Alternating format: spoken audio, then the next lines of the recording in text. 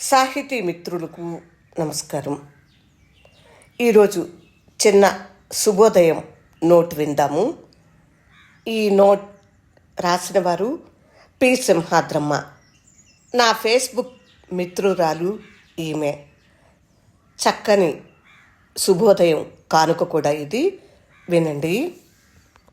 ప్రతి ఉదయపు గడియలు నిన్ను పలకరించటానికి జీవితం నాకిచ్చిన అమూల్య కానుకలు.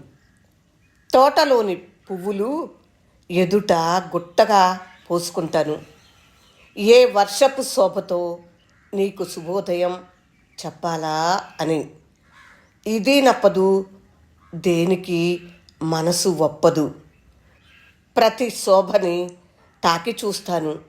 ఏ అందంతో నీకు అలంకరించగలనా అని పదే పదే ఆలోచించుకుంటాను. ఏది అమరక, ఏది సరిపోక నిరాశకు గురి అవుతాను. నువ్వు తొట్టతొలి ఉదయ కిరణానివి. ఎంతటి కాళరాత్రిని కూడా రమ్యమైన పగలుగా చేసే మనోశక్తివి. నువ్వు తొట్టతొలి ఉదయ కిరణానివి. ఎంతటి కాళరాత్రిని కూడా రమ్యమైన పగలుగా చేసే మనోశక్తివి. చేల మధ్య పొద్దుటే పారుతున్న పంట కాలువలో మెరిసే నీటి ప్రవాహానివి. నాలోని వెచ్చని సూర్యుడివి.